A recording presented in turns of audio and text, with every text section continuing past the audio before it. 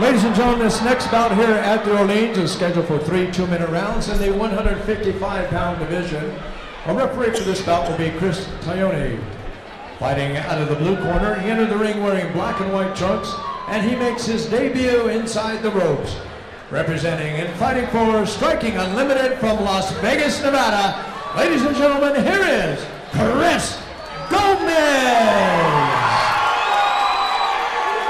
And across the ring, fighting out of the red corner, he's wearing the white trunks trimmed in black. He is unbeaten with 1 victory and no losses, and he represents Extreme Couture, also from Las Vegas, Nevada, introducing James Lanham. This whole night is a disaster. All right, Chris Gomez and James Lanham ready to fight here in Las Vegas, Nevada. A couple of great gyms, Striking Unlimited, Extreme Couture, two quality gyms, so you get 2 quality fighters. Yeah, it's going to be good. Extreme Couture has put out a lot of the top fighters here at the Tuff-N-Uff shows, so it's always exciting to see new talent coming out of there. Now, Striking Unlimited primarily known for having an incredible striking program, hence the name Striking Unlimited. James, on the other hand, who trains out of Extreme Couture, says that his fighting style is wrestling. We're going to see whether or not that plays a factor as we get into this fight. James has the shaved head there. Chris is the one that's up against the ropes right now, and there you see that wrestling base. Nice Immediately takes him down, and now he's in Chris's guard. And fighting from the back is definitely something that takes a while to get accustomed to. Why don't you tell us a little bit about how long it takes to get used to fighting from your back, especially in the early amateur years of your career? Well, definitely you know that you're going to be taken there, and you train for it, and you prepare for it. But when it happens, it's still a little bit of a shocker, and you get that delayed reaction, and this guy seems to be doing a really good job. And he got out. Chris does a nice job popping back up to his feet there, but when you're on your back, it's the intention. You know, it's really hard to find somebody who's going to train like that, where they're really trying to hurt you when they're on the top. Right. In practice, it's a lot different because you're not eating punches full force. So it does definitely change the dynamic in the actual fight from practice. Now, even though Chris got taken down, I'm surprised. He doesn't seem like he's timid when it comes to throwing knees and kicks, putting himself in a position where it'd be a little bit easier for James to take him to the ground. But Chris, definitely the aggressor here. He's pushing the action. He's putting James against the ropes, throwing the kicks, punches, and it looks like he's catching him a little bit. Nice job pushing the pace. Looks like he caught him a little bit there in the groin with the that knee. James is grimacing in pain, but the referee didn't see it. James is definitely catching his breath right now. He's definitely hurt, or he would probably have taken that shot by now. Guys, we may actually see this bout get out of the first round. Wouldn't that be amazing? Our first fight tonight. I don't know. Chris is swinging like a wild man there, and he's connecting a little bit too. James is doing a nice job covering, but Chris is throwing the bombs. Saw the dynamics change though when James ate that knee. He ate a pretty good knee and then really stopped doing much of anything. Nice touch of the gloves there. James with the shaved head. Chris Gomez is his opponent tonight. Both early on in their career. Chris Gomez, a very young 19 years old. James Lanham, on the other hand, just 23, fights out of Extreme Couture here in Las Vegas. Whereas Chris out of Striking Unlimited with a nice solid kick to the quad of James Lanham to start the second round. Yeah, as you mentioned it, Dave, that's what Lanham's trying to do, is take him down. Yeah, he knows that he doesn't have the advantage on his feet. I mean, James is standing there taking a lot of punishment, but he's not really doing anything to counter it, you know? And at this point, getting into the second round, he can't withstand another round of just taking shot after shot. It's time to go to what you know, which is wrestling in this case. James just got a good reversal. Chris actually had him down and got reversed by James. And see, now James is in a position here where he can rain down a little bit of leather onto Chris. And Chris doesn't really have an answer for it at this point. It looks like James has a crucifix going on.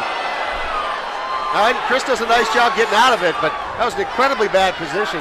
We've seen it a couple of times before in major fights. Like Roy Nelson did the Kimbo Slice on The Ultimate Fighter. It's hard position to get out of. Chris does a nice job scrambling, but still ends up on his back here.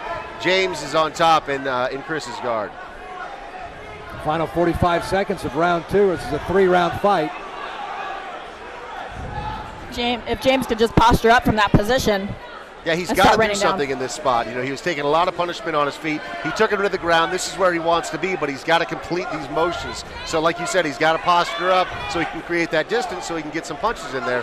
Otherwise, there's no point in taking him to the ground other than that for that single point of the takedown. And 10 seconds in the end of the second round. Well, after this round, I have it even. I did too. So you're saying with that takedown, James gets round number 2. Chris was definitely dominant in round number 1, but interesting point about how they score MMA. It doesn't matter how awesome you are in one round if your opponent ekes out the second round. So third round, this is really time to lay it all on the line. This could be it. This could be the money round here for James and Chris. See, some nice action there from James. This was definitely him getting busy in the second round. There's that crucifix position where he has Chris's arm pinned beneath his hips, but then Chris does a nice job there of doing a little bit of hip motion of himself, popping out and able to get out of it. But James all over him. You see that wrestling base, just keeping that distance close, constantly pressing his body up against Chris's body, doing a nice job not letting him actually escape. An impressive debut so far for Chris. Yeah, they're both doing a good job. Third and final round here at Tuff-N-Uff. This is the first fight that we could possibly see go the distance. This is the first fight that we even see make it out of the first round, let alone the third round. All right, this could be the round.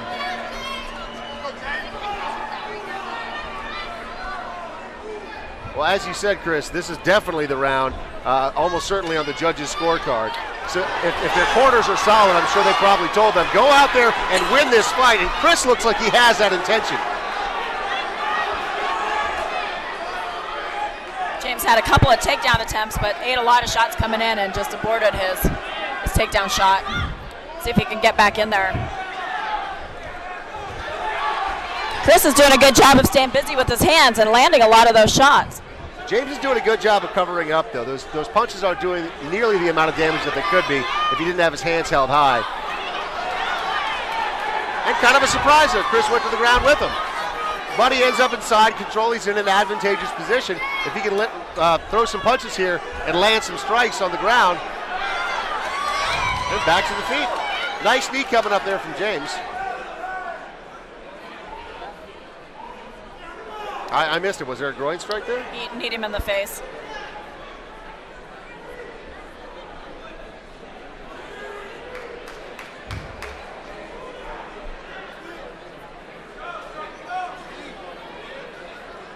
Giving Chris a couple of moments here to compose himself, let him recover.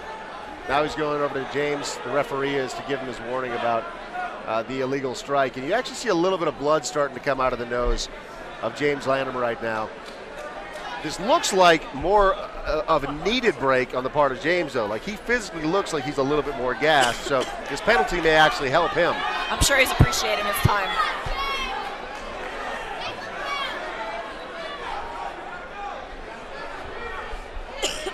You know, we wondered if stamina would play a role in this third period. Got 38 seconds.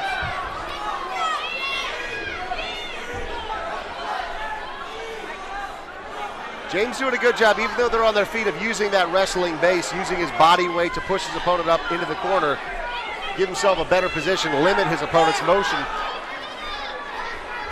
And as we said, this is the round that's probably going to decide it all.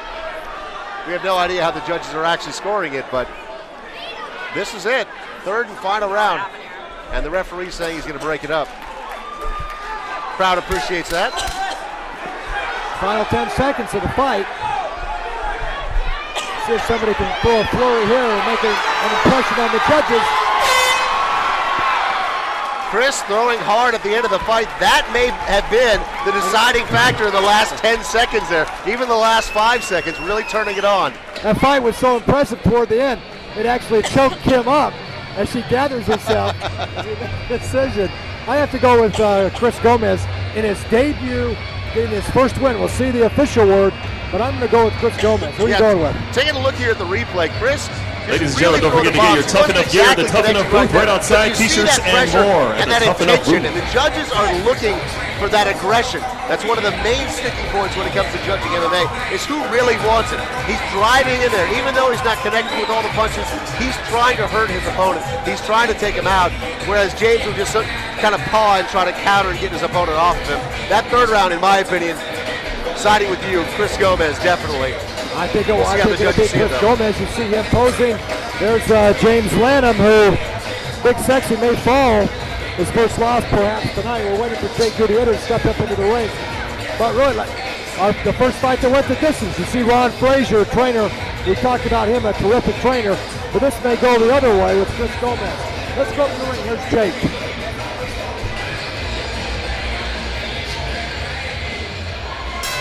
Ladies and gentlemen, after 3 rounds in this 155-pound bout, we go to the scorecards. All 3 judges scored about the same. The winner by unanimous decision in his debut, Chris Gomez!